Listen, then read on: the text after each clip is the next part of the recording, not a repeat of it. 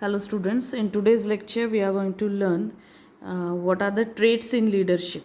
Traits here it means what qualities are required to be a good leader.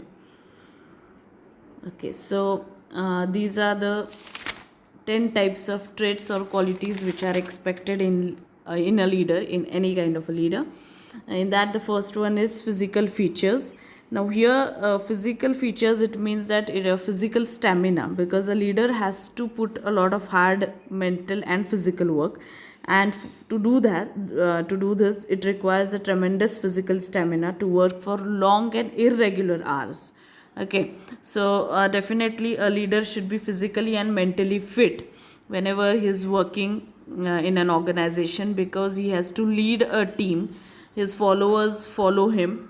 His followers look at him as an ideal leader, and whenever you expect your subordinates to work continuously for 8 hours efficiently and effectively, at the same time you being a leader, you have to work for 10 hours, a few hours more than your subordinates, right? So this requires a good physical stamina.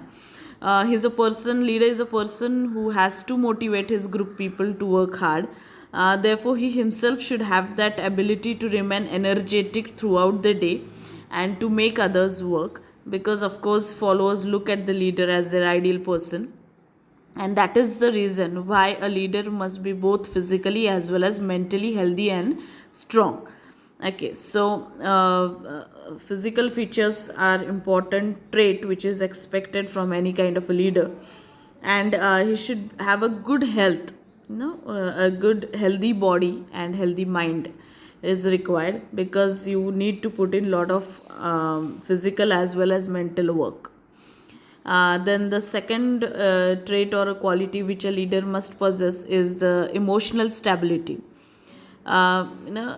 Emotional stability here it means that leader should not be unduly moved by emotions and sentiments, right?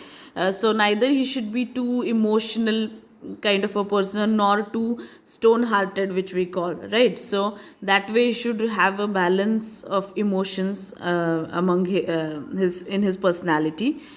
He should be able to logically analyze the problems before whatever comes in front of him, and reach a decision without any kind of fear, right? So he should not lose his tempo even in any critical situation, even if the situation is very critical, it's difficult to handle, or sometimes it happens that you become angry, right, because the front person is not listening to you, not following your orders, not doing the work as per your instructions. So many incidents take place in your day to day life, in your working life, in your professional life, but at that time you as a leader, you should be a very balanced person, where you should be able to control your emotions, right? So you must know how to control your temper even in any critical situation. You should As a leader, you should never be unduly moved by emotions and sentiments.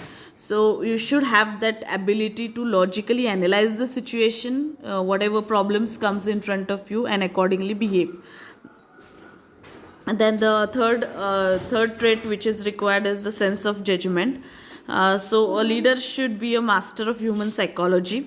He should have a deep understanding of human behavior, whatever emotions, sentiments, needs, right? So psychological knowledge, as we can call it, a leader must possess, and he must be able to read the faces, which we can call that, what are the expressions of your subordinates, how they are behaving, what is going on in their mind, isn't it, what are their reactions. From that he should be able to read their emotions. So this kind of sense of judgment he must definitely possess.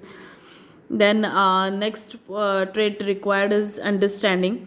Leaders should show deep understanding for others' viewpoints. Here it means that you should respect whatever the other people or your subordinates are trying to say. You should be a good listener rather, instead of behaving in your own way and not paying attention towards others' views. What will happen because of this? You will lose goodwill in the eyes of your subordinates. People will not respect you. Okay, so it is his duty as a leader to listen to his subordinates. What do want they want to say? What are their complaints, their grievances, their suggestions, their ideas? You should be a good listener, right? So that kind of understanding a leader should have. Then the next important trait is motivation. Of course, a person who is self motivated can only motivate others, right? So it's obvious that a leader should be a self motivated person, because he has to continuously motivate his subordinates to do the work very efficiently and effectively. And the desire to lead people should come from within. It should come from your mind, it should be from your inside, right? So nobody should force you to do that job under the fear of punishment. You should never behave like a follower, you should behave like a leader, right? And you should have that ability to motivate your subordinates to achieve their desired goals and do your work efficiently and effectively. You should also have that ability to get best from your subordinates, then use their full potential and knowledge for the benefit of the organization. Then the next point is technical skills. A leader should have ability to plan, organize, direct, and control. That means all the managerial skills are required in a manager, in a leader. These qualities are called as technical skills, and if a leader is technical competent, then only he can get the support, win the support from his followers. He should have thorough knowledge about how the theory is to be applied. That means he must have the knowledge about theory as well as application of theory, that is practical. Then only your subordinates will feel that our leader is a talented, intelligent person who knows everything about the work assigned to them.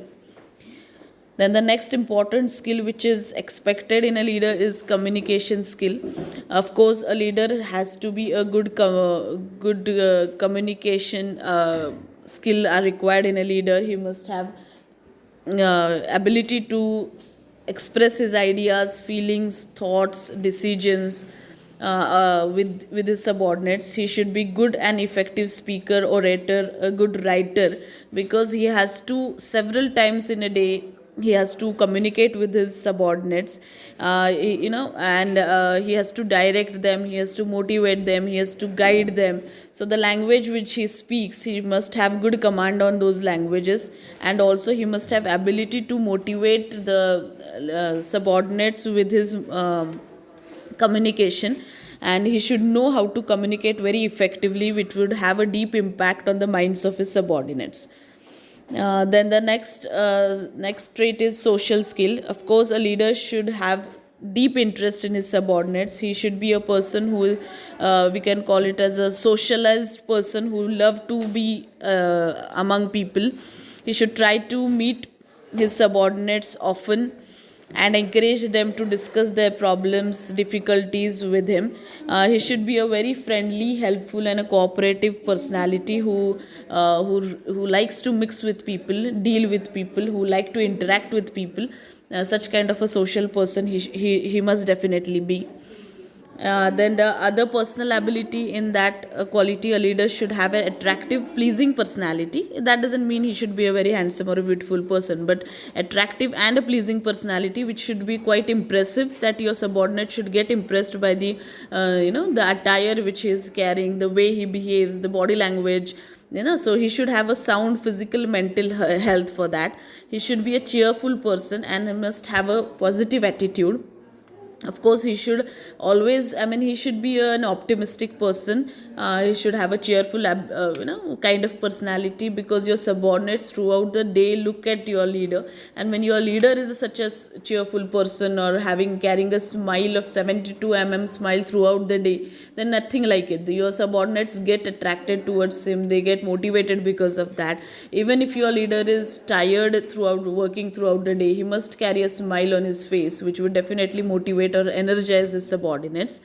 And the last point, which is a skill which is required, or a trait which is required to be a good leader, is intelligence. Of course, you're working in that organization, you're being appointed as a leader or a manager only because you're a quite talented person, and therefore a good leader should possess high level of intelligence. The level of intelligence is increased by training methods, so you should be a leader should keep on updating his knowledge all the time, learn new skills, so that what will happen, your subordinates are looking at you as a role model.